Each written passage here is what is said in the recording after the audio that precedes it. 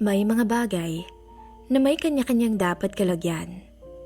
Kung sakaling hindi mo alam kung saan ka lulugar, mas mabuti pang magpatangay ka na lang sa hangin sa himpapawid kaysa salubungin ang agos ng tubig sa ilog. Sa paglubog ng buwan, matatanaw mo ang mukhang liwayway na nananahan sa gitna ng dalampasigan. Once there was a witch who fell deeply in love with a soldier. But the soldier doesn't love her in return because he was in love with the princess. The witch had been doing everything since then just to make the soldier love her.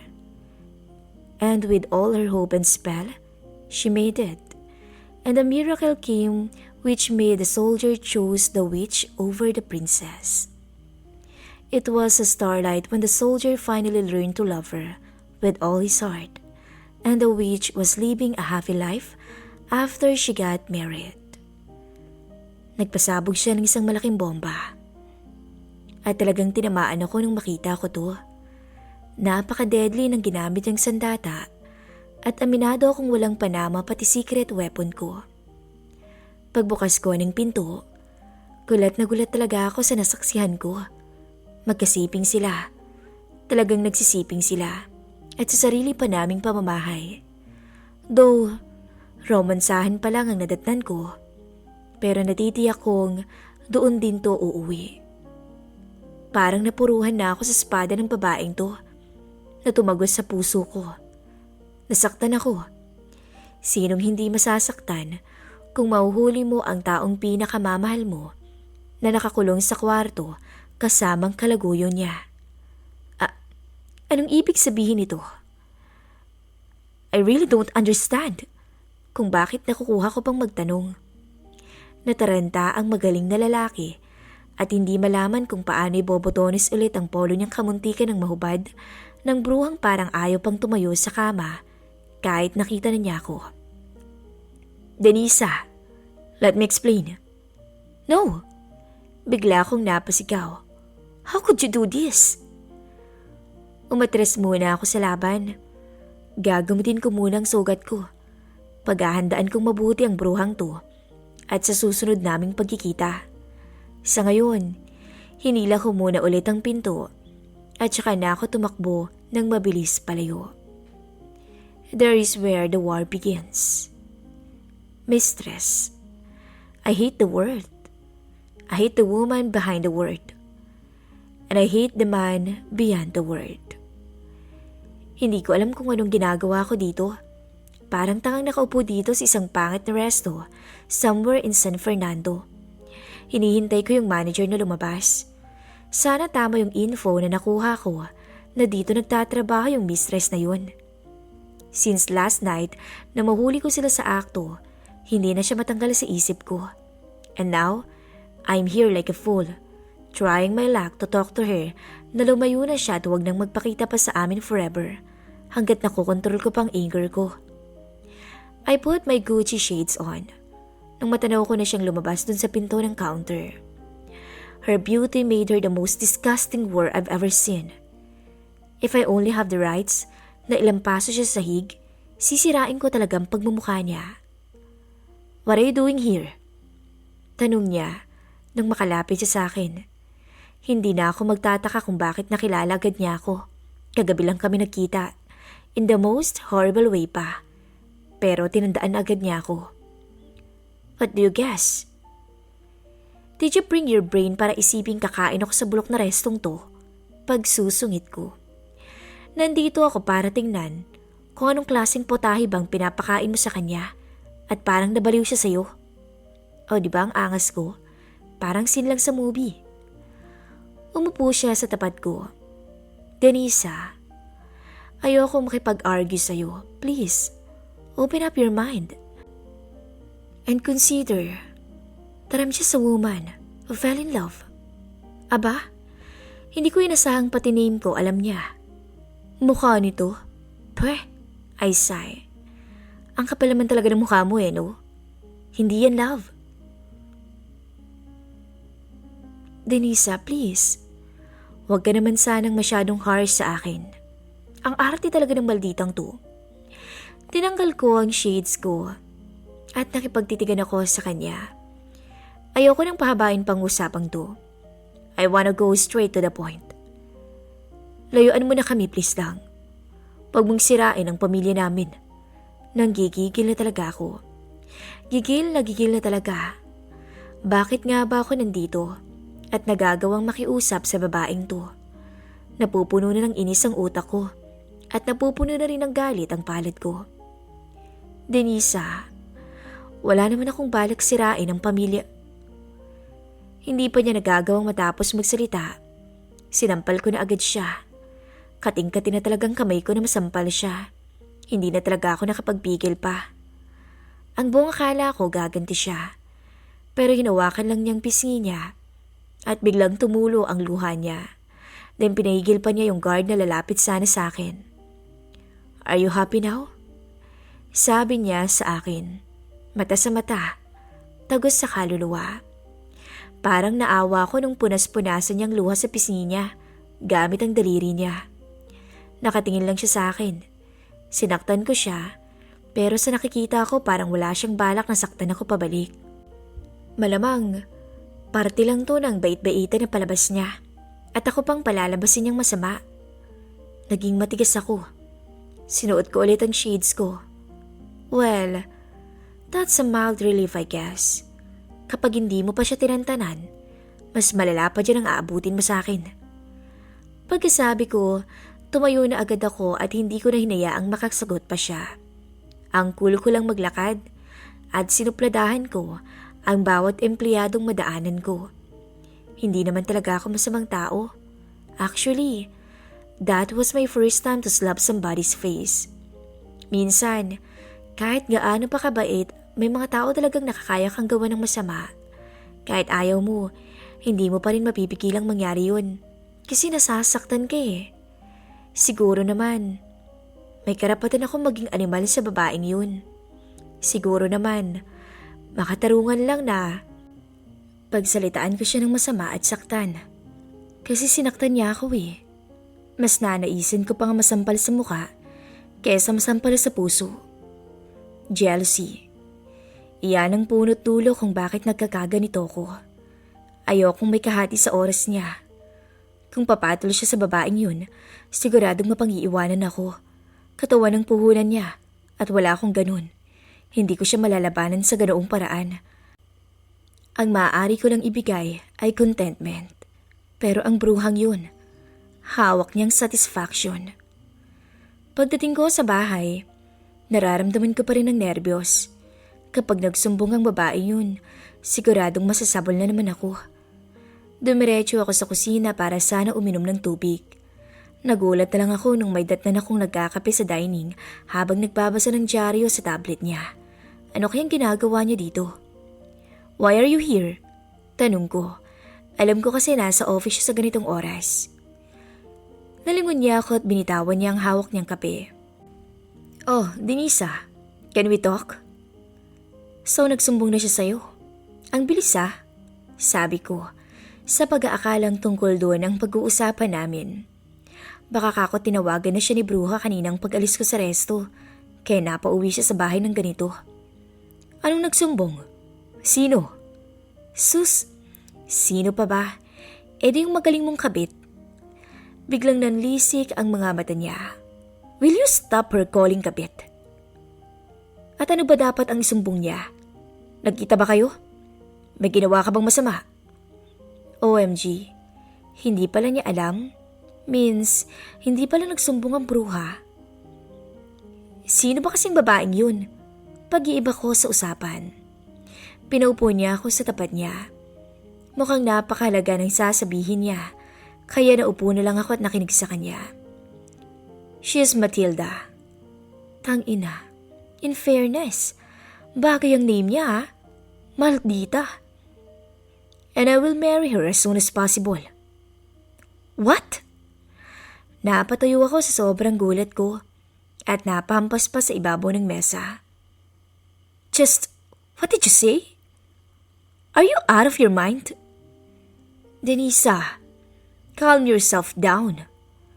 But how can I calm down? na hindi ko kilalang babaeng yun. Hindi mo nga siya pinakilala ng formal sa akin, di ba? And now, you're telling me na pakakasalan mo siya. Muling nabuhay ang galit ko. Ganun mo na ba talaga ako binabaliwala, Dad? Denisa, look, please listen to me. About what you saw last night, I'm sorry. Hindi ko rin gusto na sa ganoong tagpo mo kami makita ni Matilda. Ipapakilala ko naman talaga siya sa'yo. Naghahanap lang ako ng magandang pagkakataon. But then, ayun, you saw us. Kaya naman nag-set ako ng dinner sa labas mamaya para makilala mo siya ng maayos at formal. No. Ayoko, Dad. Ayoko sa babaeng yun. Malandi siya. Denisa, please. Respetuhin mo naman siya. O kaya, irespeto mo naman ako bilang daddy mo. Naku, napasobra yata yung sinabi ko. Sa bagay, sino ba naman yung babaeng yun para respetuhin ko? You know how much I respect you, Dad. But I'm sorry. Hindi ko matatanggap ang babaeng yun. Sa usapan naming to ni Daddy, si Mommy ang nasa isip ko. Paano naman ang respeto niya kay Mommy? At sa pangako niya sa akin na hindi na siya mag-aasawa ulit dahil ako lang ang aasikasuhin niya. Let me continue my story with my full name. Denisa Fuentes, 19 years old, student. Ang kwento ko ay hindi nalalayo sa kwento ng iba. Namatay si Mommy 5 years ago dahil sa sakit na cancer. At sa pagkawala niya, nangako sa akin si Daddy na hindi na raw siya mag-aasawa pang muli. Nung una hindi ko pinapansin ang pangakong yun. Masyado pa kasi masakit sa akin ang nangyari. Para sa akin kasi, ang pangako ay parang pagsasalita ng tapos ng isang taong hindi naman alam kung anong susunod na mangyayari. Hindi iniisip na baka maaaring mag-ibang lahat pagdating ng panahon. At hindi nga ako nagkamali. 5 taon pa lang ang lumipas, pero parang nakalimutan na ni Daddy ang pangako niya. Hindi ko alam kung anong nakita niya sa babaeng yun. Isa lang ang alam ko, ayaw ko sa kanya. Ayaw ko sa kanya kasi ayokong isipin na papalitan niya si Mommy sa puso ni Daddy. Ayoko rin makasama siya sa bahay at gampanan niya ang papel ni Mommy. Parang horror movie sa akin ang dating noon. Pero kilala ko si Daddy. Kung may isang bagay siya na gustong gawin, gagawin talaga niya yun. Pero gagawin ko rin ang lahat para pigilang mangyari yun. Pumunta ako sa sinabing dinner ni Daddy. Pumunta ako hindi dahil gusto ko. Pumunta ako dahil may naisip akong magandang counter-attack. Parang chess game lang yan eh. Kung hindi mo alam kung paano maglaro ang kalaban, edi gayahin mo yung tirada niya. Kaya gagayahin ko na lang yung bait-baitin moves niya. Denisa, sinalubong ako ng beso-beso ni Daddy. I'm glad you made it. Of course, Dad. Pag-upo ko, hinitaan agad ako ni Maldita. Matilda, na nakaupo sa tabi ni Daddy. Ang plastika, kung basta parang walang nangyaring sampalan sa amin kaninang umaga. As if hindi siya nagalit sa lakas ng sampal ko sa kanya. Denisa, I'd like you to meet Matilda. Then hinarap niya si Bruja. She's my daughter. May kasama pa talagang ngiti. Ngingitian ko lang sana siya kunwari. Pero ang best actress natin na pang Oscar award ng acting, kinamayan pa talaga ako. I'm glad to finally meet you, Denisa. Aba, gusto yata niyo masampal ulit? Ang galing magdrama eh. Nagtataka lang ako, bakit hindi niya binabanggit yung nangyari kaninang umaga? About what happened earlier, I'm so Ako na sanang magsasabi pero... Shh, it's okay. Just let it pass. Nakangiting sabi niya. Nalilito na ako. Naguguluhan. Ano bang gusto niyang palabasin? Ano ba talagang plano niya at nagbabait-baitan siya ng ganito? Ano ba yun? Usisa ni Daddy. Wala. Si Matilda ang sumagot. Huwag mo nang alam yan. 2 bagay ang naiisip ko kung bakit niya ginagawa to. Baka ayaw niya akong isumbong kay Daddy dahil ayaw niyang mapagalitan ako at maging dahilan para mag-away kaming mag-ama. O kaya naman, baka gusto niyang ilihim yun kay daddy at gawin itong alas sa akin na pang blackmail niya. Pero hindi mangyayari yun dahil hindi naman ako natatakot na malaman ni daddy ang pananampal ko sa kanya. Tahimik lang ako habang kumakain kami. Tahimik lang din sila. Pero napapansin ko na maya't maya ang sulyapan nila. Parang nagpapakiramdaman kaming tatlo sa gitna ng kainan namin sa mesang to. Ayoko namang magkwento o magtanong tungkol sa buhay ng babaeng to. Sana sinama mo si Julius para sana makilala din siya ni Denisa. Pagbasag ni daddy sa katahimikan. Wala siya eh. Kasama niyang lola niya. Alam mo naman kapag weekend, nasa kanila siya. Next time, isama mo siya sa bahay para makabanding ni Denisa. Muntik na akong mabulunan sa aking narinig. Kahit hindi ko kilala kung sino si Julius na pinag-uusapan nila, parang may idea na ako, ayon na rin sa tema ng pananalita nila. Malamang, anak siya ni Matilda. Kainis si daddy. Bakit pa niya pinapapunta sila sa bahay? What do you think, Denisa? Ha? Nanlaki ang mata ko. Okay lang dad, whatever you want. Sabi ko na lang. Pero wala man akong balak makabanding yung Julius na yon. After naming kumain, nagiya na agad akong umuwi. Ayoko nang magtagal pa dito para lang makinig sa kwentuhan ng dalawa at lalong ayokong makita pa ang paghaharutan nila sa pamamagitan ng malagkit na tinginan. Ngayon, sigurado na ako na malapit nang magbagong takbo ng buhay ko. Unti-unti ko na itong nararamdaman. Pag-uwi kasi namin ni daddy sa bahay, yung cellphone niya agad ang inaasikaso. Ano pa nga ba? I'm sure nakatext niya si Matilda. Grabe naman, kahihiwalay lang nila kanina. Nanunood kami ng TV sa sala. Isa to sa bonding namin ni daddy. Pareho kasi naming nakahiligang manood ng basketball game. Sabay pa kaming nag-cheers sa paborito naming Barangay Ginebra. Kaso, parang iba yata ngayong gabi. Katabi ko si daddy sa sofa pero parang nasa ibang dimensyon ng utak niya. Hindi na kasi niya tinitigilan ng cellphone niya. Ang malala pa, hindi ko na siya makausap ng maayos. Puro okay, oo naman, hindi eh. Ang itinutugon lang niya sa akin sa tuwing may sasabihin ako. Ang nakakainis pa, tawa siya ng tawa sa tapat ng cellphone niya. Hindi ko alam kung anong usapan nila ng babae niya pero naaasiwa na ako sa kanya. Para siyang teenager na kinikilig. Sa inis ko, pinatay ko na lang yung TV at padabog akong umalis papuntang room ko. Akala ko napansin niyang pagkakairita ko nung ibagsak ko yung remote ng TV. Pero iba yung narinig ko sa kanya. Oh, matutulog ka na? Yan lang ang sinabi niya. Sinadya akong hindi sumagot para sana mahalata niya na hindi ako okay. Pero bigo ako. Hindi man lang siya nagtataka na iba ang kinikilos ko ngayong gabi. Patuloy lang siya sa kilig niya sa babaeng kalandian niya sa cellphone. Noong gabing yun, umiyak ako. Mom, sana nandito ka. Sobrang miss na kita eh. Sa paglipas ng mga araw, naging malungkutin ako.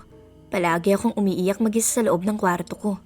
Sobrang affected ako sa sitwasyong alam kong hinding-hindi ko mapipigilan. May malaking tampo kay daddy. Pero ni minsan hindi niya to nahahalata. Akala siguro niya okay lang ako at ayokong isiping hindi na niya pinapansin ang kaisa-isang anak niya. May mga oras din na naiisip ko na baka hindi na ako mahal ni daddy. At tuluyan na siyang nalulung sa bisyo niya sa babae niya.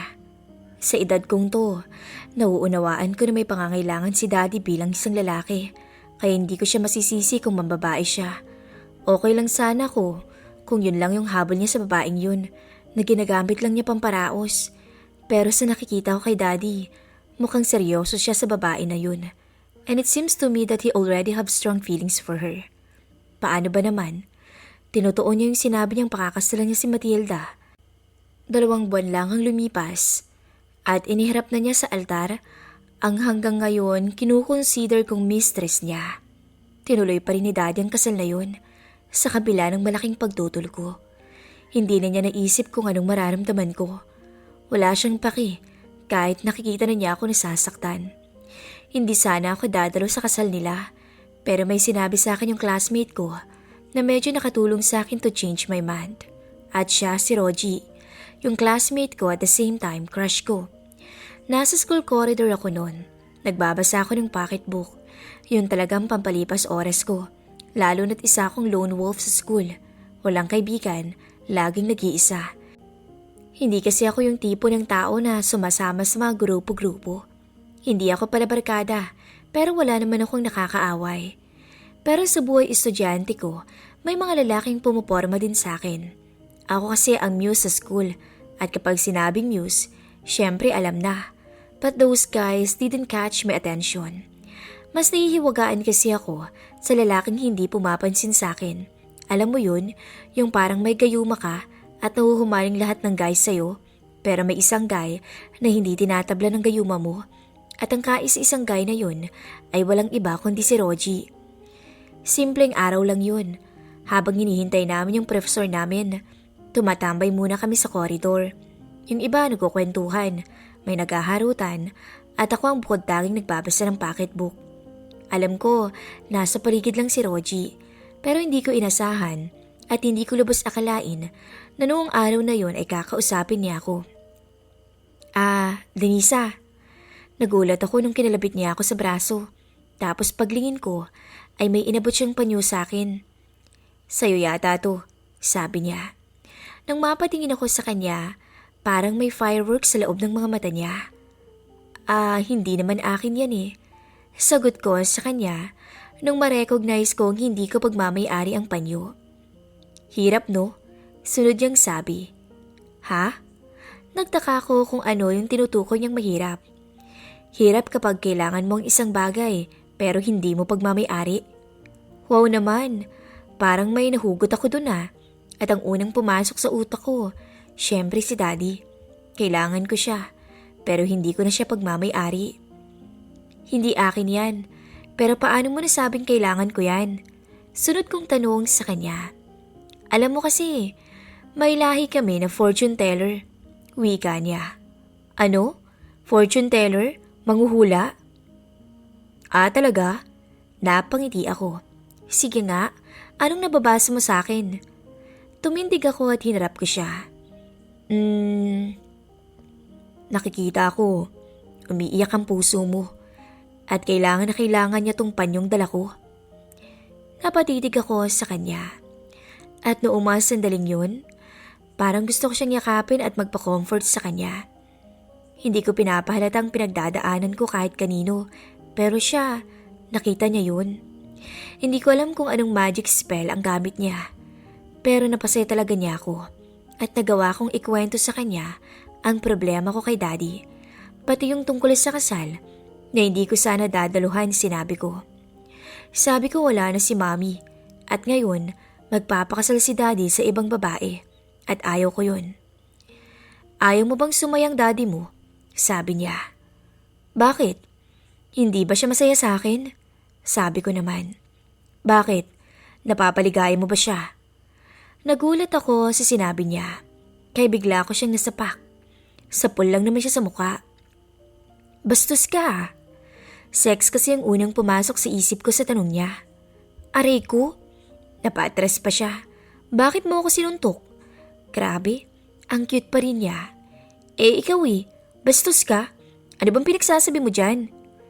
Grabe, bayolente ka. Bakit? May masama ba sa tanong ko?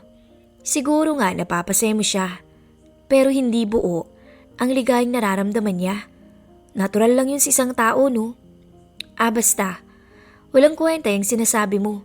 Sabi ko sa kanya. Pero ang totoo, hindi ko lang matanggap na tama siya.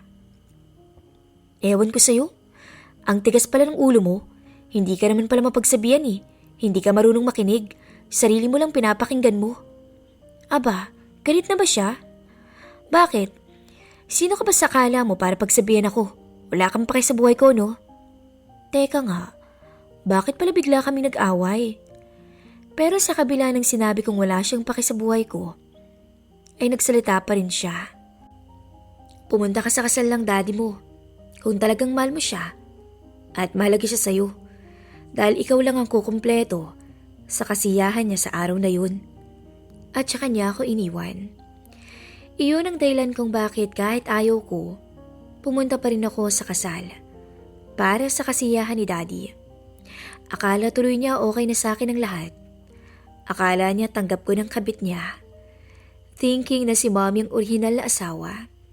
Ang hindi niya alam, nagsisimula pa lang mag-init ang tunay na laban between his mistress versus me. A week after the wedding, nagsimula na ang miserable kong pamumuhay kasama ang kabit ni Daddy at ang nag-iisang anak nito. Nagulat pa ako nung una kong nakitang anak niya.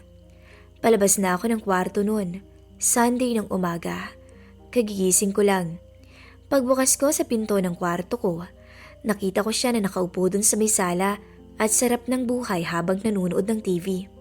Teka, sino ka? Tanong ko sa kanya nung hindi ko pa siya kilala. Hindi niya ako sinagot. Tumayo muna siya at lumapit sa akin. Ikaw siguro si Denisa. Sabi niya at may balak siyang kamen ako. I'm Julius. Pero wala akong balak kamihan siya. Kaya iniba ko agad ang usapan. Ang aga mo naman yatang manood. Kunyari, dinungaw ko ang TV. Nakahalada yata kaya binawi na niyang kamay niya. Naiinip ako eh. Then bumalik na siya sa sofa. Walang magawa dito eh. At muling umupo ng sarap buhay. Anak nga siya ni Matilda. Pareho silang makapalang mukha eh. Pero akala ko, bata pa siya. Sa lola pala niya siya every weekend. Ang tanda na nito, magkasing edad lang yata kami. Ako nga palang anak ng napangasawa ng tatay mo. Sunod niyang sabi, wala akong pake.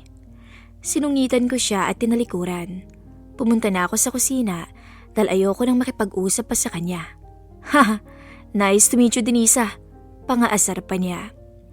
Pagdating ko sa kusina, mas naasar ako sa nakita ko.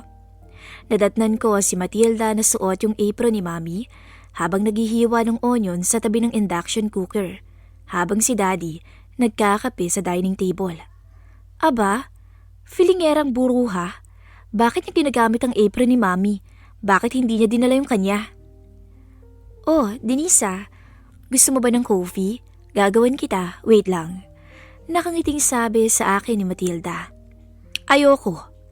Pasutil kong sabi. Tinignan ako ng masama ni Daddy. Denisa, ayoko yung ganyang attitude ha. Pakitunguhan mo ng maayos si Tita Matilda mo. Dahil mula ngayon, dito na sila titira ni Julius. Hindi na ako nagulat sa sinabi ni Daddy. Expected ko na to noon pa. Nalulungkot lang ako kasi may ibang taong gumagamit na ng kusina ni Mami. At may ibang tao ng paggala-gala dito sa bahay. Nakakapanibago na. Wala pa man, pero sa pinapakita ni Daddy, parang ako ang sampid sa bahay na ito. Parang may bago na siyang pamilya at ako ang nakikitira. Ang saya kasi nilang tingnan habang nag-aalmusal sila. Niyaya nila ako pero tumanggi ako. Mas gusto ko pang mag-isa at magkulong sa kwarto ko. Hindi ko na gusto ang atmosphere dito. Hindi ko na gusto ang vibes. Parang gusto ko nang maglayas na lang. Sunday ngayon, family day, but I suddenly felt that I'm not belong to this family. And I'm not at home in my own home. Kinagabihan, manunood sana ako ng basketball game pero nadatnan ko silang tatlo na nanonood ng teleserye. Nakiupo ako sa kanila. Hindi nila ako napansin kasi nakatutok silang tatlo sa TV. Si Daddy, as if nasubaybayan ang kwento ng teleseryeng to, kung makanood tutok na tutok talaga. Dad, championship ng Ginebra ngayon diba? Lipat mo na. Silipin natin yung game. Mamaya na lang anak. Kita mong may pinapanood ng tita mo eh. Okay. Nagwagi na naman si Bruha. Kahit silip lang sa game ayaw talaga ni Daddy. Samantalang patalastas naman. Dati, hindi niya mapalampas yung game. Pero ngayon, pinagpalit niya ang championship sa walang kakwenta-kwentang teleserye. Buti lang may TV ang cellphone ko. Sa kwarto ko na lang ako nanood. Pinagtiyagaan kong manood sa maliit na screen habang nanlalabo ang mga mata ko sa luha. Nagsiselos ako kina Daddy. Sobra. Mom, sana nandito ka. Sobrang miss na talaga kita. Kahit wala akong ganang pumasok sa school, pinilit ko pa rin bumangon, maligo at mag-uniform kinabukasan. Hindi ko alam kung paano ko nakatulog kagabi. Sa pagkakatanda ko, Nanonood ako sa cellphone ko, pero nang magising ako, nasa drawer na yung phone ko tapos may nakabalot ng kumot sa katawan ko. Nung ready na ako for school, lumabas na ako ng kwarto. As expected, nakita ko silang tatlo na sama-samang nag-aalmusal sa dining. "Kumain ka muna, Denisa, bago ka umalis," sabi sa akin ni Daddy nung makita niya ako. "Dedma, Denisa, I said take your breakfast before you leave." "Hayaan mo na," sabat naman ni Matilda. Dan hinarap niya ako. "Kung gusto mo, baunin mo lang. Teka, ipaghahanda kita." "No," bigla akong nasabi. Napatingin sa akin si Julius. "I mean, no need. Dito na lang ako kakain. Mas gusto ko na to, kaysa ipagbaon pa niya ako. Si Mami lang ang gumagawa nun." Umupo ako sa tabi ni Daddy. Nasa harapan naman namin yung mag-ina. Sa palagay ko, hinihintay talaga nila ako. Kasi may nakataob na pinggan sa tapat ko. Ang daming nakahain. May cheese omelette na paborito ko. Ngayon lang ulit ako makakakain ng ganito dito sa bahay since nawala si Mommy. Hindi kasi namin alam ni Daddy lutuin to. Na-try namin pero massacre. Habang kumakain ako, in fairness, masarap. Biglang, "Mauna na po ako." Nagpaalam na si Julius. "Oh, ba't di ka na lang sumabay sa amin?" sabi naman ni Daddy. "Hindi ba't dun ka rin naman sa school ni Denisa nag-aaral?" "Hindi na po. Aagahan ko pong pasok ngayon kasi mangangapa pa po ako sa school. First day ko po kasi ngayon as transferee." "Ay hindi na, sabay ka na sa amin." Epal tong si Julius. Ang aga-aga pa'y nagmamadali. Pinagmadali tuloy ni Daddy ang pagkain ko. Niyeta naman talaga. Pagkahatid sa amin ni Daddy sa school, humiwalay na agad ako kay Julius. Ayokong may ibang estudyante na makakita sa aming magkasama. Dumiretso na siya papasok sa school. Ako naman, kumaliwa sa may kantin. Ito talaga ang daily routine ko. Maaga akong pumapasok para silipin yung crush ko sa school. Mas lalong napaaga ngayon dahil kay Julius. Lagi ko kasi siyang nakikitang tumatambay mag-isa dito. Walang ibang estudyante ang may alam na tumutugtog siya ng gitara dito kada umaga. Pagdating ko sa kantin, dumungaw lang ako sa bintana para silipin siya. Hindi naman talaga ako nagpapakita sa kanya. Hindi niya alam na may fan siya na pinapanood ang bawat pagkumpas niya sa gitara. Nandun nga siya. Nakaupo sa isa sa mga monoblock chairs. Hawak ang gitara habang kumakanta. Kahit hindi ko alam kung anong pamagat ng tinutugtog niyang kanta, aliw na aliw pa rin ako sa panunood ko sa kanya. May talent siya. Magaling siyang kumanta at mahusay mang gitara. Ito ang dahilan kung bakit crush ko siya. Hindi siya kagapuhan. Average lang ang looks niya, pero parang ibang tao siya kapag tumutugtog. Malakas yung dating niya, malakas yung aura. Nagulat ako nung bigla siyang napahinto sa pag-strumming. Nung tingnan ko yung face niya, nakatingin pala siya sa akin. OMG, nahuli niya ako. "Anong ginagawa mo dyan? Pwede ka pumasok." Total nakita na lang din naman niya ako. Pumasok na ako. Tumabi ako nung upo sa kanya. Mahiyahiya and for sure, nagbablush ako ng mga oras na yun. "Marunong ka palang maggitara?" Tanong ko kuno pero noon pa man alam ko na. Oo. Pastime ko, pero nag-e-ensayo pa lang ako. Nag-strum ulit siya ng isang piyesang hindi ko alam. Wala naman kasi akong hilig sa mga acoustic song, lalo na sa mga new song. Love song lang usually yung pinapakinggan ko at mellows. "Sorry nga pala nung isang araw," sabi ko habang tumutugtog siya. "Sorry saan? Nung sinuntok mo ko?" Oo eh. Okay na yun. I understand na may dinadala ka kaya bayolente ka." Bigla niyang pinalitan ang tugtog niya. Tumugtog siya ng love song. "Kumusta na nga pala kayo ng daddy mo? Okay na ba kayo? Pumunta ka ba sa kasal?" Sunod-sunod niya ang sabi. "Oo, pumunta ako." Ninitaan ko siya. "Salamat, Rogie ha. Kasi kung hindi dahil dun sa sinabi mo sa akin, baka hindi ako pumunta." "Siyempre naman no. Tatanggalan mo ba ng maid of honor ang kasal ng daddy mo?" "Oo nga eh." Tumigil siya sa pagtugtog at binaba niya sa tabi niya ang gitara niya. "Eh di okay ka na yan." Napabuntong hininga ko nang maalala ko si Matilda sa tanong niya. Lecheng babaeng yun, pati ba naman moment sa love life ko panira pa rin siya. Okay pa naman ako. Naninibago lang ako kasi hindi ako sanay na may ibang tao sa bahay. Doon na kasi sila nakatira sa amin ngayon eh. Normal lang yun. Asawa na siya ng dad mo, kaya dapat lang na doon na siya tumira kasama niyo. Dapat pakitunguhan mo na siya ng maayos kasi parte na siya ng pamilya niyo. No! Bigla akong naisigaw. Hindi siya parte ng pamilya namin. Kabit lang siya. Bigla siyang napatindig sa gulat. Ninervyos naman ako sa'yo. Ayaw mo talaga sa kanya, no? Bakit? Hindi ka ba niya tinatrato ng maayos? Wala pa naman akong matandaan na binastos ako ni Matilda o pinagmalmatratuhan ng masama. Sa bagay, parte nga pala yun ang bait-baitan moves niya eh. Sus, ang plastic ng taong yun no, alam ko namang nagbabait-baitan lang yun. Napatawa siya. Ano ka ba? Pakisabang tawag dun. Kaya dapat pakisamahan mo rin siya para walang problema. Tsaka, stepmom mo siya, hindi siya kabit. Biglang uminit na naman ang dugo ka kay Rogie. Nakakainis siya, parang kinakampihan pa niya yung mistress na yun. Kabit nga siya eh, kasi si Mami ang orihinal na asawa. Ewan ko sa'yo Rogie, wala ka talagang kwentang kausap, dyan ka na nga. At saka ako na siya iniwan. Minsan ba, dumating na sa'yo yung punto na feeling mo walang taong nakakaunawa sa'yo, yung walang umiintindi sa'yo. Hindi ko kailangan ng advices o words of wisdom. Ang kailangan ko, yung taong makikinig sa akin. I need someone who will listen to my heart. Si Mami lang talaga yung someone na yun.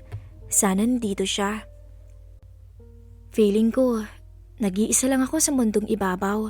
Walang makasama, walang mapuntahan. Minsan nagpray ako. Hiniling ko na sana ibalik niya si Mommy sa akin. Alam kong imposible yun, pero yun palaging hinihiling ko. At sana, ibalik na niya sa akin si Daddy mula sa babaeng yun. Araw-araw kong nakikita si Daddy sa bahay at nakakausap, pero feeling ko hindi ko siya kasama. Nangyari tuloy, namimiss ko na rin siya.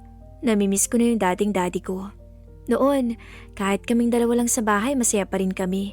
Kahit ako lahat ng gumagawa ng mga gawaing bahay, ayos lang sa akin. Pero ngayon, may iba nang nagsisilbi sa kanya. At napakasakit damhing mas gusto niya ang pagsisilbi ng kabit niya ngayon kesa sa pagsisilbing ginagawa ko sa kanya noon. May isang umaga, nagising ako na nagwala sa bahay. Parang sumabog na yung bombang tinanim ni Matilda sa loob ng puso ko. Iniba kasi niya ang ayos ng mga gamit sa loob ng bahay. Iniba niya ang pwesto ng mga sofa, pati yung TV. Pinalitan niya yung mga flower vases na binili ni Mommy. Lahat ng nakadisplay sa kusina, ginalaw niya. Lahat ng figurines, furnitures, at pati mga photo frame namin ni Mommy, winala niya sa pwesto. Sa madaling salita, nag-iba ng itsura ng pamamahay namin sa isang iglap lang. Galit na galit ako. Masamang loob ko sa ginawang to ni Matilda. Anong nangyari sa bahay? Bakit nagkaganito? Sigaw ko. Hinila ko ang mga kortina hanggang matanggal at masira. Hinampas ko yung mga bases hanggang mahulog at mabasag. Narinig yata nilang pagwawala ko, kaya nagsilabasan sila sa lungga nila. Denisa, anong ginagawa mo? Paglabas ni Matilda sa kwarto ni Daddy. What's happening? Nagulat din si Daddy na sunod na lumabas. Daddy naman eh. Bakit hinayaan mong pakialaman ng babaeng yan ang mga gamit dito sa bahay? Sumabad si Matilda, kayong hindi naman siya ang kausap ko. Naisipan ko lang ibahin para sana umaliwalas. Paepal ka talaga eh, no? Hindi mo ba alam na si Mommy ang nag-ayos sa bahay na to? Ang kapal mo rin eh, no? Bigla akong sinagawa ni Daddy. Denisa, stop it! Tininawakan niya ako at pinagsabihan ako sa mukha ko. Huwag mong pagsalitaan ng ganyan ang tita Matilda mo. Hindi ko na napigilan ng pagtulo ng luha ko. Dad, I'm sorry. Natakot talaga ako sa kanya. Kasi sa buong buhay ko, ngayon ko lang siya nakitang galit. At ngayon lang din niya nagawa sa akin. Ang hawakan ako sa braso at kalad ka rin papasok sa kwarto ko. Nasasaktan ako. Nasasaktan ako sa higpit ng pagkakahawak ni Daddy sa braso ko. Pero hindi pa rin niya ako binitawan hanggat hindi kami nakarating sa loob ng kwarto ko. Tinulak niya pa ako na parang tinapon ako sa kama ko. Ano bang nangyayari sa'yo? Dad, sorry po. Bakit ka ba nagkakaganyan, ha? Hindi mo ba talaga alam, Dad? Bigla siyang natigilan nung simulan ko nang magsalita. Anak mo ako, di ba, Dad? Di ba dapat ako yung kinakampihan mo? Ang gusto ko lang naman, Dad, ipagtanggol mo rin ako minsan. Tama naman po ako, di ba? Wala siyang karapatan na pakialaman ng mga gamit dito sa bahay. No, Denisa. You don't understand. Dad, this time, you're the one who don't understand. Pinunasan ko muna ang luha ko bago nagpatuloy. Buti ka pa, masaya ka. Napansin mo ba yung lungkot ko? Ikaw lang yung may gusto nito. Nagdesisyon kang mag-isa. Binaliwala mo ko. Kahit alam mong ayaw ko sa babaeng yun, pinakasalan mo pa rin siya, di ba? Denisa, I understand na bata ka pa, kaya hindi mo pa alam ang lumalabas sa bibig mo. Nilapitan niya ako, at sa unang pagkakataon sa loob ng ilang taon, niyakap niya ako ng mahigpit. Lalo akong naiyak. Alam kong hindi showy si Daddy sa lab. Alam kong siya yung tipo ng lalaking hindi sanay sa ganitong klase ng drama. Anak, darating ang araw na mauunawaan mo rin ako. Sa ngayon, gusto ko lang malaman mo na mahal kita. Ang dami ko pa sanang gustong sabihin kay Daddy, pero hindi ko alam kung bakit parang bigla akong nahiya. Ang dami kong hinanakit sa kanya, pero hindi ko alam kung paano ko ilalabas. Kahit kailan talaga, hindi ko pa nakausap ng matino si Daddy. After nito, si Matilda naman ang kumausap sa akin. Sinadya niyang makaalis muna ng bahay sina Daddy at Julius. Hindi kasi ako nakapasok sa school. Ayoko talaga munang pumasok kahit anong pilit sa akin ni Daddy. Ayoko siyang pagbuksan ng pinto nung una, pero dahil naalibadbaran na ako sa kakakatok niya, pinagbigyan ko na. Hindi ko mabasang itsura niya nung magkaharap kami. Parang naiirita siya na nalulungkot at may hinagpis. Ano bang kailangan mo? Inis kong tanong. Gusto ko lang sanang humingi ng sorry. Kung hindi mo nagustuhan ang ayos ko sa ano pa nga ba? Andyan na yan eh. Masaya ka na? Denisa, look, alam kong hindi mo ako gusto, but I'm trying my best to be nice to you. Nice ka dyan? Mukha mo. Sige na, gusto kong mapag-isa. Isasarado ko na sanang pinto, pero hinarangan niya. Bakit ka ba ganyan sa akin, ha? Hoy, wala kang karapatang sigawan ako. Umalis ka na nga. Pwes, wala ka ring karapatang bastusin ako. Nagkatinginan kami, mata sa mata. Puno ako ng galit. Siya naman puno ng kaba at gigil. Aba, lumalabas na yata ang totoong kulay mo, sabi ko. Denisa, asawa pa rin ako ng daddy mo. Irespeto mo naman ako. O siya. Whatever. Umalis ka na lang, pwede ba? At kung pwede, dumiretso ka na sa bahay ninyo at huwag ka nang babalik pa dito. My God, ganyan ka ba pinalaki ng nanay mo? Kung ayaw mo akong respetuhin bilang asawa ng daddy mo, irespeto mo naman ako bilang nakakatanda sa'yo. Biglang kumulo ang dugo sa narinig ko. Parang gusto ko siyang sabunutan. Hindi ko alam kung bakit gano'n na lang kainit ang dugo ko kay Matilda. Pero talagang nakakainis ang pagmumukha niya. Wag na wag mong isasali sa usapan si Mommy. Hindi mo siya kilala. Wala kang alam. At wag mo akong pagsasalitaan ng ganyan. Binagsak ko na ang pinto. Wala na akong pake kung tinamaan man siya. Ayoko nang ituloy ang walang kwenta naming usapan. Ang kapal naman talaga ng mukha niya para sabihan ako ng ganun. Sino ba siya sa akala niya? Mga ilang sandali lang, tumahimik na sa buong bahay. Buti naman hindi na niya ako kinulit pa. Lumabas na ako sa kwarto para maligo. Salamat naman at nagkulong siya sa kabilang room. After kong naligo, papasok na sana ulit ako sa kwarto ko upang magbihis. Pero napahinto ako nung may marinig akong parang iyak ng babae. Narinig kong umiiyak si Matilda sa loob ng kwarto nila ni Daddy. Drama-drama ng best actress natin. Mukha niya. Hindi ko siya pinansin. Lumalim ang pagnanasa ko na mapaalis ang mistress sa bahay. Nakaisip ako ng delikado pero magandang paraan para mangyari na ang pinakaaasam kong pagpapalayas. Gagamitin ko ang anak niya laban sa kanya. Gagamitin ko ang kahinaan ni Julius bilang isang lalaki. Naging mabait ako sa kanya sa pagdaan pa ng mga araw. pero hindi ko pinapahalata kay Matilda. Madali naman kaming nagkasundo. Siguro dahil pareho kaming only child. Lagi ko siyang hinaharot sa bahay. Lalo na kapag kaming dalawa lang. Dinadaganan ko siya kapag nakita ko nakahiga siya sa sofa at nanunood. Lagi naman niya akong kinikiliti sa tiyan. Minsan sinasadya akong magsuot ng maikling skirt para kapag nagharutan na kami, masisilipan niya ako. Madalas din akong sumama sa kanya sa labas. May mga oras na kumakain kami sa resto. May mga times din na dumidikit ako sa kanya at sinasadya akong idikit ang boobs ko sa kanya. Nung una naiilang pa siya sa akin, pero kalaunan nakakasanayan na niya ako at magaan na ang loob niya sa akin. In fairness naman sa kanya, masaya siyang kasama at hindi niya ako pinapabayaan kapag nasa labas kami. Pati sa school, madalas din kaming magkasama. Akala tuloy ni Rogie, nanliligaw sa akin si Julius sa tuwing makikita niya kaming magkasama. Yun ang punto na sinabi ko sa sarili ko na kailangan ko ng madaliin ang plano ko. Baka kasi lumayo ang loob sa akin ni Rogie kapag patuloy niya kaming nakikitang naghaharutan ni Julius. Lunch break sa school, nung lapitan ako ni Rogie. Tumabi siya sa akin at nakipag-share sa table ko. Pinatong niya yung dala niyang lunchbox sa tabi ng plate ko. Nagbabaon ka pala? Tanong ko sa kanya. Oo, pinagbabaon ako ni nanay eh. Nagkausap kami habang kumakain. Humingi na naman ako ng dispensa about dun sa inasal ko nung huli kaming magkita. Ang cute namin. Away bati lang.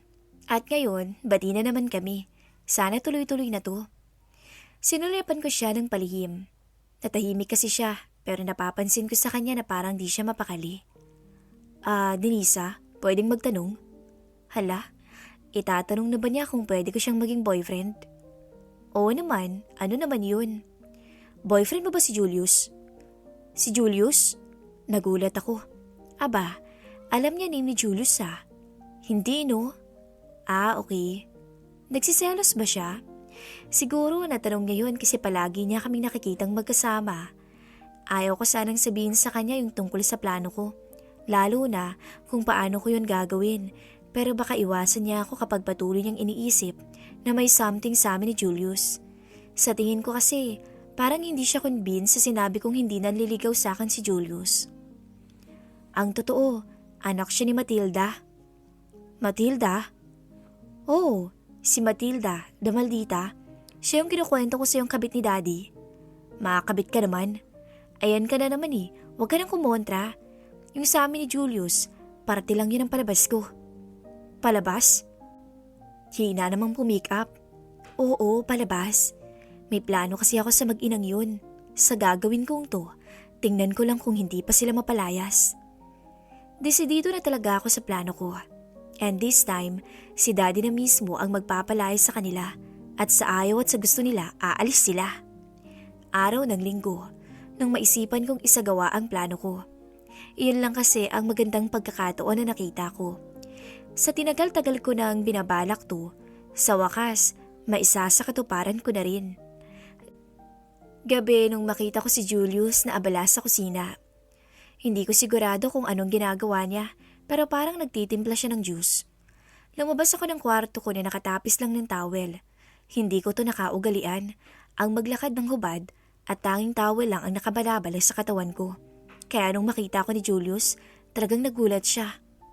Oh, sabay lunok ng mabilis sa iniinom niya. Anong gagawin mo? Tanong niya sa akin nung madaanan ko siya. Maliligo. Nginitian ko siya. Bakit? Gusto mo bang sumama? Flirt ko. Sira. Ang tanging narinig ko sa kanya. Binilisan ko lang ang paliligo. Kasi wala naman talaga akong balak maligo ulit dahil naligo na ako kanina. Quick shower lang. Wala sina Daddy sa bahay. Nag-date yata sila ng babae niya. Kaming dalawa lang ni Julius sa bahay ngayon. Pero bago kayo mag-isip ng kung ano-ano, uunahan ko na kayo. Wala akong balak gawin ang bagay na nasa isip niyo ngayon. Hindi pala, balak ko rin pala. Kaso nga lang, hindi ko ibibigay ng buong buo ang katawan ko kay Julius. Ipapatikim ko lang. After ko sa banyo, dumiretso ako sa kwarto ko. Napansin ko na sinilapan ako ni Julius. Na ngayon, nakaupo dun sa sofa sa sala habang nanonood ng TV. Hindi ko alam kung ano ang eksaktong iniisip niya nung makita niya akong basang buhok at nakatapis lang ng towel. Pagpasok ko sa kwarto, sinuot ko agad ang panty na kulay pink na katerno ng bra ko. Then sinuot ko naman yung dress ko na hanggang hita lang. Ito yung dress ko na hindi ko maabot ang zipper sa likod ko. At ito talaga ang balak ko. Ang ipa-zipper to kunyari kay Julius. Bro, tulong naman oh. Sabi ko agad paglabas ko ng kwarto. Paki-zipper naman sa likod, hindi ko abot eh. Patuloy ko nang makalapit na ako sa kanya. Tumindig lang siya pero hindi siya nag-abalang tumayo. Ako naman, tumalikod sa kanya para itapat ang zipper sa likod ng dress ko. Alam kong bulgar na bulgar ngayon sa kanya ang makinis kong likod. Pero parang wala naman tong epekto sa kanya. Hindi man lang siya nahiya o nagulat nung makita niyang likod ko. Sabi lang niya, okay. Nung hawakan na niyang zipper na nasa parting ibaba, nadama ko ang pagdampi ng madaliri niya sa puwet ko. Hindi pa niya maitaas-taas ang zipper. Ang iniisip ko, makasinasadya niya to. Ano ba yan? Ang hirap naman. Reklamo pa niya. Asus, kunyari ka pa dyan eh. Gusto mo lang yata akong matsansingan eh. Ah, ganon. Eh di ikaw na lang. Nagmaktol siya. Ikaw naman oh, hindi ka na mabiro. Bilisan mo na kasi. Pilit niyang ginahatak pataas ang zipper, pero hindi talaga niya tumasara. Mukhang sumasang-ayon sa akin ang pagkakataon. Okay lang sa akin kahit masira ang zipper ng suot ko. Yun naman talagang gusto ko. Pinuwersa yata niya dahil nung muli niyang tangkaing hatakin pataas, biglang nabunot ang zipper na ngayon ay hawak niya at pinakita sa akin. Naku, sorry, nasira, sabi niya. Kunyari nagulat ako at nagalit. Hala ka, sinira mo yung dress ko. Pinaghampas ko siya sa balikat niya. Sorry na, kainis ka kasi, sinira mo yung damit ko. Bigla kong pinunit ang damit ko sa parting dibdib. Ayoko na nito, buti pa, sirain ko na ng tuluyan. Madali kong napunit kasi manipis lang naman ang tela. Nanlaki ang mga mata niya habang nakatitig sa dibdib ko. Pinagmamasdan niyang boobs ko na nakahulma sa pink na bra. Hindi man ganun kalaki, pero sure natatablan siya. Kasi malamang, ngayon lang siya nakakita ng ganito sa personal. Ano ba sa tingin mong ginagawa mo? Magbihis ka nga doon. Umiiwas niyang tingin. Bakit? Natatakot ka ba? Pero ang totoo, parang ako tong kinakabahan.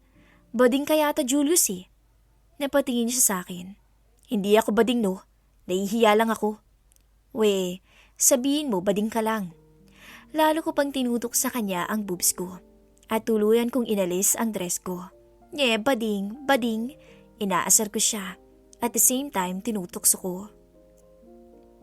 Nakatayo ako sa harapan ni Julius. Siya naman, namimilipit na sa pagkakaupo sa sofa sa kakaiwas sa akin. Bading, bading ka talaga. Hindi nga ako bading. Tumigil ka na nga. Sorry ka, wala akong balak tumigil hanggat hindi ka nauhulog sa bitag ko. Talaga? Sige nga. Kung talagang hindi ka bading, halikan mo nga ako. Mukha mo, ba't kita hahalikan dyan? So bading ka nga. Nainis ko yata siya kaya't bigla niya akong hinila. Nawalan tuloy ako ng balanse at napaupo ako sa sofa. Agad kong kinabig ang labi niya at hinalikan. Pero nagpumiglas siya. Ano ka ba Denisa? Bakit? Ayaw mo pa sa akin? Naitanong ko, sabay halik ulit sa kanya. Tinulak niya magkabila akong balikat. Stop it, okay? Hindi to tama. Ang arte mo naman eh. Hindi ako maarte. Kapag pinagpatuloy pa natin to, parang tinakwil na rin natin ang mga magulang natin. Tse, hindi naman tayo tunay magkapatid no? Kahit na. Ang ginawa ko, tinanggal ko ang nakatakop na bra sa aking dibdib. Tiningnan ko kung makakatanggi pa siya kapag nakita niya na ang lahat sa akin. Ano bang nangyayari sa'yo? Hinawakan niya ang bra ko at muling tinakip sa dibdib ko. Ibalik mo na yan, magbihis ka na. Pero mapilit ako. Nangyari tuloy, nag-aagawan kami sa suot ko na gusto kong alisin at gusto niya namang itakip. Ano ba? Bitawan mo na. Nagulat na lang kami pareho ni Julius nang marinig namin ang malaking boses lalaki. What's going on? Napatingin kami pareho ni Julius sa may front door. At pareho kaming nanlaki ang mga mata nung makita namin si Daddy nakapapasok lang kasama si Matilda. Lalo na, pareho kaming nakahawak ni Julius sa suot kong bra. Daddy? Bigla akong sumigaw at humagulgol ng iyak. Hinablot ko yung suot kong bra na nabitawan ni Julius. Then tinakip ko sa dibdib ko, tsaka ako tumayo at tumakbo palapit kay Daddy. Nagdrama-dramahan ako. Dad, natatakot na ako. Gulat na gulat si Daddy. At mas lalong nagulat si Julius at napatameme sa pagkakaupo niya doon sa may sofa. Tang-ina, anong ginawa mo sa anak ko? Galit na tanong ni Daddy. Mabilis niyang nilapitan si Julius at kinuwelyuhan niya ito. Itinayo niya at akmang susuntukin na niya to, kaso biglang pumagitna sa kanila si Matilda. Wait, maghunos dili ka. Let him explain. Awat niya kay Daddy. Ano pa bang dapat niyang i-explain? Hindi mo ba nakikita? Pinagsasamantala niya ang anak ko. Hindi po totoo yan. Wala pa akong ginagawang masama kay Denise. Depensa naman ni Julius. Dad, umalis na tayo dito. Ayoko na dito. Natatakot na ako kay Julius. Tinangka niya akong gahasain. Atake ko kunyari na natroma pa ako. Galit ang nakikita ko sa mga mata ni Daddy.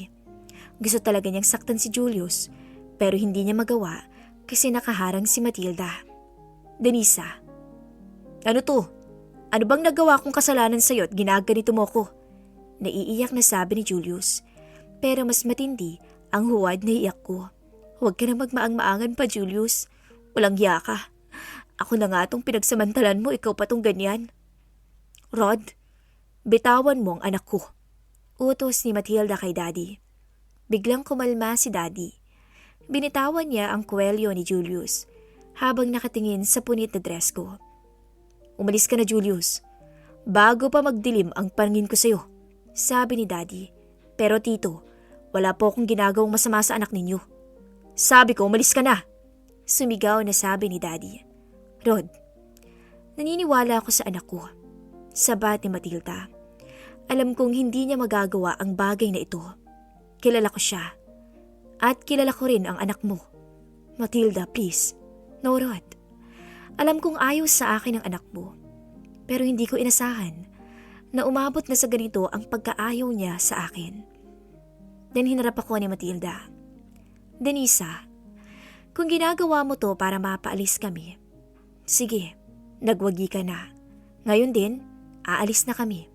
Pero sinasabi ko sa inyo na hindi magagawa ng anak ko ang ganito kababaw na bagay. Pagkasabi ni Matilda, umalis na agad sila. Wala akong narinig kay Daddy. Tahimik lang siya. Hinayaan lang niya na makaalis ang mag-ina. Pero bago sila lumabas ng pinto, may sinigaw pa si Julius. Ang kapal na mukha mo, Denisa. Ayaw mo sa mama ko? Bakit? Perpekto bang daddy mo? Nagulat na lang ako nang bigla siyang sinampal ni Matilda. Pagkatapos ng mga nangyari, doon ko na na-realize na isang malaking pagkakamali ang nagawa ko. Oo, nagtagumpay nga ako sa hangarin ko na mapalayas sa bahay yung mag-ina. Pero yung presence nila, nanatili pa rin sa anyo ng pagmumukmuk ni Daddy. Sa pagdaan ng araw, naging malungkutin si Daddy. Naging bugnutin pa siya at nag-iba ang pag-uugali. Mas lalo ko siyang hindi na makausap ng maayos. Konting bagay lang pinapalaki niya. Maliit na bagay lang nagagalit na agad siya sa akin. Lagi niya akong pinapagalitan at sa nakikita ko sa kanya, parang napapabayaan na niya ang sarili niya. Nangangayayat na siya. Paano? Mukhang ayaw niya sa hinahapag kong pagkain sa kanya. Hindi niya rin ako gaanong pinapansin. Hindi niya kinukumusta ang schooling ko. Lagi na rin siyang umiinom ng alak at madalas din siyang umuuwi ng lasing. Sinubukan kong kausapin si Daddy. Aaminin ko na sana ang tunay na nangyari sa amin ni Julius at hihingi ako ng tawad, pero hindi niya ako binigyan ng pagkakataon. Denisa, please. I don't want to talk about it. Ang tanging narinig ko sa kanya. Sobrang affected talaga siya sa pagkawala ni Matilda at nakakakonsensyang isiping ako ang dahilan ng heartaches ni Daddy. Nung isang beses napuntahan ko si Rogie sa kantin, hindi ko alam kung bakit kusang tumulo ang luha ko sa narinig kong tinutugtog niya sa gitara. Para sa amin yata ni Daddy ang kanta. Because I've been breaking my father's heart all this time. With my own acts. With my own griefs. Unti-unti kong nauunawaan ang pinagdadaanan ni Daddy. Nagpunta ako sa resto ni Matilda. Hindi lang pala siya manager doon, kundi siya pala mismo ang may-ari ng resto. At ngayon, alam ko na ang pakay ko dito. Hihingi ako ng tawad kay Matilda, pati na kay Julius sa kasalanang nagawa ko. At hihikayatin ko sila na bumalik na sa bahay. Ganito pala yung sinasabi nilang sacrifices para sa taong mahal mo. Para kay Daddy, gagawin ko to. At naisip ko rin na walang masama kung mag-aasawa o magmahal muli si Daddy ng ibang babae. Hindi naman ibig sabihin nun na pinalitan na niya si Mommy. Ibinigay ni Daddy ang buo niyang pagmamahal kay Mommy nung mga panahong nabubuhay pa to. Nailaan niya ng buong buo ang oras niya sa amin at hindi niya kami pinabayaan. Pinaligayan niya si Mommy sa bawat araw sa buhay niya. Hindi siya nagkulang sa amin. Naging responsable din siya. Sa palagay ko, pinangunahan lang ako ng emosyon ko noong pakasalan niya si Matilda. Pero kung pakakaisiping mabuti, dapat nag-isip muna talaga ako. Nabanggit ko na rin kay Rogie ang lahat. Actually, siya ang nag-motivate sa akin na puntahan si Matilda at isaayos ang lahat. At natutuwa ako na sinamahan ako ni Rogie sa resto. Susuportahan daw niya ako sakaling ma-misinterpret ni Matilda ang pagsadya ko. Ang problema, hindi ko nadatnan si Matilda. Kaalis lang daw niya, sabi nung nakausap kong waiter. Wala rin si Julius. Gusto ko sanang itanong sa waiter kung saan ang address nila. Pero minabuti ko na lang na hintayin si Matilda sa resto. Habang naghihintay kami ni Rogie, umorder muna kami ng makakain. Kinantsawan kasi niya ako na dapat libre ko raw siya kasi sinamahan niya ako. May balak naman talaga akong ilibre siya. Feeling ko nga parang nagde-date lang kami ngayon. Nagkaroon tuloy ng pagkakataon na makilala ko pa ng mas malalim si Rogie. Ang hindi ako makapaniwala sa binahagi niyang kwento sa akin. Kung ako, ayaw ko nang mag-asawang muli si Daddy. Siya naman, marami na raw siyang inireto sa mama niya pero tinatanggihan daw siya. Buhat daw kasi nung iwan sila ng papa niya, naging malungkutin na raw ang mama niya. Masyado daw itong naapektuhan sa hiwalayan nila. Doon daw naisip ni Rogie na magreto ng ibang lalaking makakatulong sa mama niya na makapag-move on. Nahihiwagaan kasi ako. Hindi ko maipaliwanag kung bakit lubos ko siyang nauunawaan. Magkaiba man ang aming sitwasyon, magkatulad naman ang aming pinagdadaanan. Masayang-masaya ako kasi nakahanap ako ng sandigan sa katauhan ni Rogie. Hindi ko tuloy maiwasan na ma-fall sa kanya. Bukod sa gwapo na, mabait pa. Tingin ko, parang mahal ko na siya. Hindi ko nga lang alam kung ganun din yung pagtingin niya sa akin. After namin kumain, marami pa kaming napagkwentuhan ni Rogie. Hindi namin napansin ang mabilis na pag-ikot ng oras. Aba, halos 2 oras na pala kaming naghihintay kay Matilda. Saan naman kaya siya nagpunta? Kinuha ko ang phone ko sa bag ko para sana mag-selfie kami ni Rogie. Pero nung tingnan ko, dead bat. Good thing, I always bring my power bank with me. Chinarge ko sa loob ng bag ko. Then after several minutes, pinower on ko na. Nakita ko, ang daming missed calls. May unknown number at yung iba galing na kay Julius. Tumatawag siguro siya kanina bago ako nalobat. Pero bakit naman kaya? Ginawa ko, ako nang tumawag kay Julius. Unang ring pa lang sumagot na agad siya. Mukhang nakatutok talaga siya sa cellphone niya. Hello, with his worried voice. Oh, ba't ka tumatawag kanina? Nasaan ka ba? Ba't di mo sinasagot ang phone mo? Pinagalitan pa talaga ako. Nalaubat kasi ako eh. Anyway, pumunta ka ngayon din sa community hospital. Hindi pa siya tapos magsalita. Biglang naputol ang line. Pagtingin ko sa cellphone ko, deadbat na ulit. Hindi kinaya ng voice call. Kinabahan ako kay Julius. Kaya niyaya ko na agad si Rogie na pumunta sa nasabing ospital. Buti na lang, kabisado yun ni Rogie. At buti na lang, dala niyang motor niya. Gulong-gulo ang isip ko habang bumabiyahe kami. Putol-putol na ang dalangin ko na sana walang masamang mangyari kay Matilda. Matulin din ang takbo ni Rogie na kanina pa tanong ng tanong sa akin kung ano bang nangyayari. Wala naman akong maisagot sa kanya kasi wala din naman akong alam. Pagdating namin sa ospital, nakita namin si Julius na nakatayo sa may harapan. Sinadya niya sigurong salubungin ako. Bumaba agad ako sa motorsiklo ni Rogie. Hindi ko na inalam kung saan siya nagpark. Basta nilapitan ko na agad si Julius. Ano bang nangyayari? Bakit mo ako pinapunta dito? Tanong ko agad. Sorry kung nabigla kita. Kasi, ano nga? Paano kung ba sasabihin? What? Ano ba nangyari sa mama mo? Alalang-alala kasi ako eh. Hindi si mama, yung daddy mo. Ano? Anong nangyari kay daddy? Ang sabi, high blood daw, nag-collapse. Padakbo akong pumasok sa loob ng ospital. Kasabay ko si Julius na siyang nagturo sa akin sa room ni daddy. Pagdating namin doon, nadatnan ko si Matilda na nakaupo sa tabi ni daddy. What happened? Tanong ko nung makita ko si daddy na nakahiga at nakapikit ang mga mata at may nakatusok na karayom sa wrist. Don't you worry. Okay ng daddy mo. Nagpapahinga lang siya. Nilapitan ko si daddy at hinawakan kong kamay niya.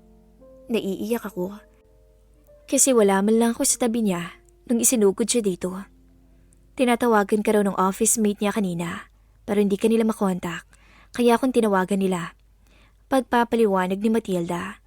Akala siguro niya galit ako dahil nandito siya. Since you're here, aalis na ako. Ako nang bahala sa hospital bills. Basta bantayan mo na lang ang daddy mo at alagaan. Bakit po? Aalis na kayo kaagad? Nauutal-utal ko pang tanong sa kanya. Ayokong makita niya ako pagising niya. Dahil sa mga nangyari, sinabihan niya ako na wag na raw akong magpapakita sa inyo. Kaya sana, wag mo nalang sabihin sa kanya na naparito ako. Pag-alis ni Matilda, bigla akong naawa sa kanya. Hindi ko alam kung gaano niya kamahal si daddy. Pero sa nangyari ngayon, napatunayan ko na mahal nga niya si dad. Pumunta siya sa oras ng pangangailangan kahit nasaktan na siya ni daddy. Mga ilang saglit pa, dumating na rin si Rogie. Nagkasabay pa sila ni Lola sa pintuan at mukhang nagkakilala na sila sa labas. Si Lola ang mama ni daddy. Very supportive din siya sa mga panahong ganito. I heard what happened. Kumusta na si Rod? Si Lola. Okay na po siya, Lola. Natutulog lang po. Sinalubong ko siya ng mano. Naupo siya sa tabi ko. Sa tabi din ni Daddy. Si Rogie naman, papaupuin ko rin sana, pero bigla siyang nagpaalam na bibili lang daw siya ng makakain namin. Ang bait talaga niya. Si Lola, mga 60 plus na, pero malakas pa rin. Si Lolo naman, wala na. Pati grandparents ko sa side ni Mommy, wala na rin. Kaya kay Lola talaga ako mas close. Madalang ko na nga lang siyang madalaw sa bahay nila, gawa ng abala ko sa school. Siya nga pala, nasaan si Matilda? Tanong sa akin ni Lola. Hindi ko siya masagot. Hindi ko alam kung anong isasagot ko. Siyempre magtataka siya, dahil wala nga naman ang bagong asawa ni Daddy, na dapat sana nandito din.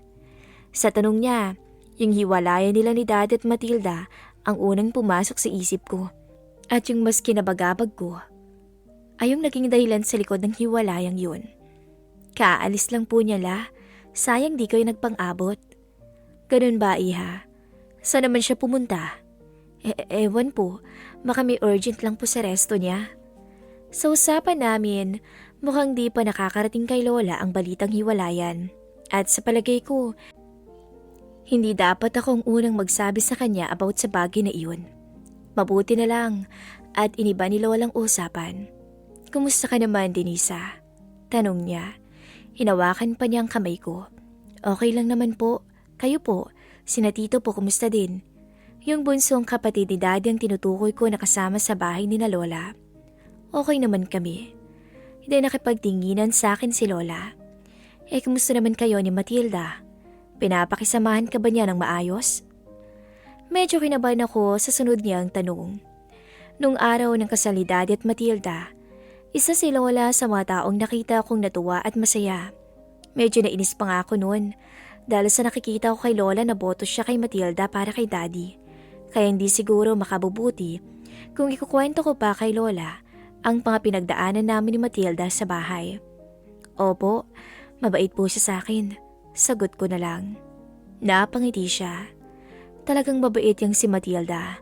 Noon pa man, magaan na talaga ang loob ko sa kanya. Sa ngayon, Hindi pa ako sang-ayon sa sinabi ni Lola. Oo, gusto kong magkabalikan sila ni Daddy. Oo, nakonsensya ako sa ginawa ko sa kanila ni Julius. Pero hindi pa rin yun sapat na dahilan para magustuhan ko ng lubusan si Matilda. Alam mo ba, Iha? Muling nagsalita si Lola na ang mommy mo at si Matilda ay mag-best friend. Nalaki ang mga mata ko sa narinig ko. Ha? Ano pula? Hindi mo alam yon? Hindi ba naikuwento sa'yo ng daddy mo? Hindi po. Wala po akong alam sa bagay na yan. Nagulat na lang ako nung biglang kinuwento sa akin ni Lola ang isang fairy tale story na palaging kinukwento sa akin ni Mommy bago ako matulog noong bata pa ako. Once, there was a witch who fell deeply in love with a soldier. But the soldier doesn't love her in return because he was in love with the princess. The witch had been doing everything since then just to make the soldier love her. And with all her hope and spell, she made it. And a miracle came which made the soldier choose the witch over the princess. It was a starlight when the soldier finally learned to love her with all his heart. And the witch was living a happy life after she got married. Lola, bakit niyo po alam ang kwentong yan? Yan po ang madalas ikwento sa akin ni Mommy nung bata pa po ako. Hinditaan ako ni Lola. Iha, iyan ang love story ng Mommy at Daddy mo. Nagugulahan na ako sa usapan namin ni Lola. Sa kwentong yun, yung soldier at yung witch ang nagkatuluyan. Kung si Daddy ang soldier, ibig sabihin, si Mommy yung witch? Lola, ibig niyo po bang sabihin, si Mommy ang witch sa kwentong yun? Seryoso kong tanong. Ipagpalagay na nating siya nga, at ikaw yung miracle. Ako yung miracle? Napalakak siya. Ganito kasi yan. Pareho kaming napatingin ni Lola sa natutulog kong ama. Si Lola nakangiti at ako'y nagtataka pa rin. Pero masarap ang pagkakaupo namin at may mahiwagang damdaming pumasakin upang pakinggan ang masinsina ng kwento ni Lola tungkol kay Daddy. Estudyante pa lang ang daddy mo, Denisa. Tung ipakilala niya sa akin ang isang babaeng una niyang naging nobya. At siya ay si Matilda. Gulat na gulat ako. Si Matilda? Si Matilda po ang unang kasintahan ni Daddy? Oo, unang naging sila ni Matilda. Bago pa naging sila ng mommy mo. Ang buong akala ko nga, si Matilda na ang makakatuluyan ni Rod. Pero nagulat na lang kami ng lolo mo nung ang best friend ni Matilda ang nakatuluyan niya. At yun nga po si Mommy. Hindi ko kayang tanggapin na sa kwento ni Lola lumalabas na si Mommy ang kontrabida. Habang nagkukwento si Lola, nakukuha ko ng ending. Malinaw na sa akin. At the same time, masakit na si Mommy pinikot lang si Daddy gawa ng nabuntis siya nito. Ako yung miracle. Malamang dahil lang sa akin kaya minahal ni Daddy si Mommy. Okay ka lang, Iha? Tanong sa akin ni Lola nung napansin niya ang pamamasa ng mga mata ko sa luha. Naawa kasi ako bigla kay Mommy. Nung malaman naming buntis ang Mommy mo, after nung graduation nila sa kolehiyo, nagalit kami kay Rod, sa Daddy mo. Pero kalaunan, natanggap din namin, lalo na nung isilang ka na apo. Patuloy ni Lola. So, pinanagutan ni Daddy si Mommy? Mangyak-ngiyak kong tanong. Oo, dahil pinilit niyo lang po siya. Hindi. Pailing-iling si Lola. Hindi apo. Sariling desisyon yun ng Daddy mo. Pinakasalan niya ang Mommy mo. Siguro nung una dahil sa pananagutan niya. Pero kalaunan, nakita ko naman na unti-unting minamahal ng Daddy mo ang Mommy mo. Ano pong nangyari kay Tita Matilda buhat noon? Si Matilda? Hindi na namin nakita. Bigla siyang naglaho na parang bula. Natuluyan na ang pag-iyak ko. Kaya niyakap ako ni Lola. May parte sa akin na masama ang loob ko. Iha, hindi ko balak na saktan ka sa kwento ko. Gusto ko lang iparating sa'yo na may mga bagay na may kanya-kanyang dapat kalagyan, tulad ng nangyari kay Rod at Matilda. Sinong mag-aakala na sa loob ng mahabang panahon, kahit may sarili na silang buhay, sa huli, sila pa rin pala ang magkakatuluyan. Lola, ayaw niyo po ba kay Mommy? Ewan ko kung bakit ko tinatanong bigla. Ito kasi ang unang pumasok sa akin sa tema ng pananalita ni Lola. Lalong humigpit ang pagkakayakap sa akin ni Lola. Hindi, iha. Huwag mo sanang isipin yan.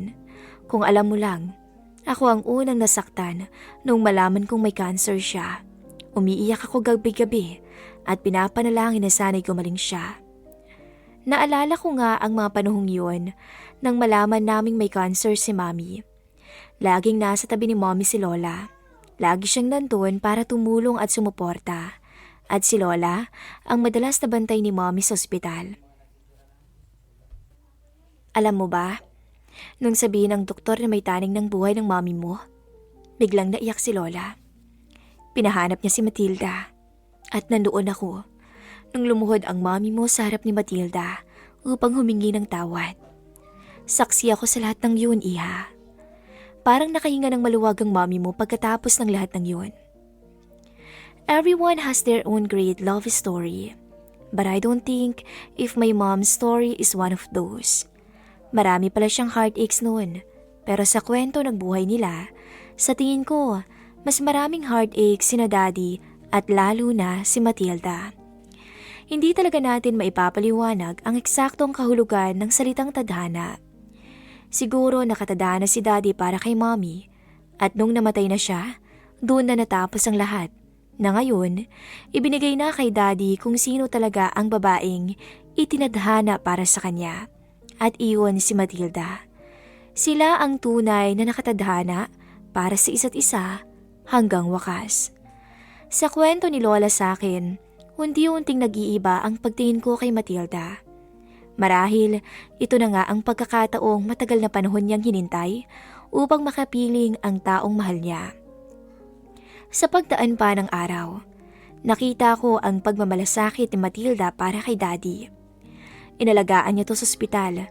Tinawagan kasi siya ni Lola at sinermonan dahil bakit wala daw siya sa tabi ng asawa niya. Hindi pa rin kasi alam ni Lola ang nangyari sa kanilang dalawa. At yun ang isa, sinangaan ko kay Matilda. Hindi niya kasi yun binanggit kay Lola. Hindi niya ako siniraan. Basta nandoon lang siya at ginagampanan ang tungkulin ng isang mabuting asawa. Hanggang sa iuwi na sa bahay si Daddy kasama namin si Matilda. Nung magising kasi si Daddy sa ospital, hindi pa namin siya makausap ng maayos. Nakatulala lang siya at hindi nagsasalita. Hindi ko maalala kung ano yung sinabi ng doktor na karamdaman ni Daddy. Pero mabuti naman daw ang kalagayan niya at ilang araw lang makaka-recover na siya at babalik na sa dati. Walang sawa ang alagang inilaan ni Matilda para kay Daddy. Ang mga araw na yun na may sakit si Daddy ang tumulong sa akin upang makita ang tunay na ugali ni Matilda. Pasensyoso siya o pasensyosa siya sa minsang pagkakalat ni Daddy sa pagkain. Matyaga siya sa pagpapaligo at pagpapapupo at wala siyang kaarte-arte sa bagay na iyon. Pinagluluto niya kami. Ni hindi na niya naaasikaso ang resto niya pati si Julius. Hindi kasi sa bahay naninirahan si Julius. Nahihiya daw sa akin pero ang iniisip ko baka ayaw na niya dahil sa mga bagay na nagawa ko sa kanya. Inaamin ko na may mga oras na parang namimiss ko na rin si Julius. Kaisa-isang anak ako. At dahil kay Julius, nagkaroon ako ng kuya. Naalala ko nung isang araw na pinagtanggol niya ako sa mga nambubuli sa akin sa school. Sabay kaming umuwi at pumasok. At yung isang araw na in-interrogate niya si Rogie at pilit na pinapaamin kung nanliligaw daw ba siya sa akin. Kapag niloko daw niya ako, makakatikim daw siya ng bugbog at gulpi. Dapat daw alagaan niya ako at ipagtanggol kung sakaling maging kami. Basta, maraming mga bagay na ginawa si Julius na tanging ang nakakatandang kapatid lang ang nakakagawa. One day, nagising ako na may umaapaw na kaligayahan sa puso ko. Ginising kasi ako ni Daddy. Siyempre, nagulat ako dahil magaling na talaga siya. Pero hindi lang yun ang nagpasaya sa akin. Pati nung pumasok din si Matilda sa kwarto ko at binati ako ng matamis na happy birthday. Happy birthday anak. Yan ang eksakto yung sinabi niya. Sana man lang, nagdala kayo ng cake para ma-surprise ako. Reklamo ko pa. Nagkatawanan lang sila ni Daddy. Pero paglabas namin sa kwarto ko, muntik na akong humagulgulo sa iyak nung makita ko si Julius na nakatayo sa likod ng maraming pagkain at may hawak na cake. Hoy sungit, happy birthday, sabi lang niya. Tapos nilapitan niya ako at niyakap ako. Hindi pa doon nagtatapos ang lahat. Biglang may kumatok sa pintuan. At nung buksan ni Julius, nakita ko lang naman si Rogie na may hawak na bouquet ng bulaklak. Siguro hindi magaganap ang kaligayahang natatamasa ko ngayon kung hindi nangyari ang hindi matatawarang bagay na ginawa ko kagabi. Kagabi kasi, lumuhod ako sa tapat ni Matilda at Julius. Humingi ako ng tawad at sinabing, "Dito ka na lang tumira, Kuya Julius." Then hinarap ko si Matilda. At sana, huwag na po kayong umalis pa, Mama. Simple lang ang kwento ko. At maaaring kwento din to ng iba. At posible ding maging kwento mo pagdating ng araw. Hindi natin masasabi kung anong mangyayari sa hinaharap. Pero ito lang ang masasabi ko. Sa kwento ko nalaman ang tunay na kahulugan ng blessing in disguise. And I realize how blessed I am every now and then. Once there was a witch who fell deeply in love with a soldier. But the soldier doesn't love her in return because he was in love with the princess. The witch had been doing everything since then just to make the soldier love her. And with all her hope and spell, she made it. And a miracle came which made the soldier choose the witch over the princess. It was a starlight when the soldier finally learned to love her with all his heart, and the witch was living a happy life after she got married. But somewhere within her heart, she heard the voice of the princess cry, and all her days were cursed with the fact that she was only being loved because of the miracle. That was the time when she realized it was a story of stolen love, and she knew that it will never ever end with happily ever after. The end.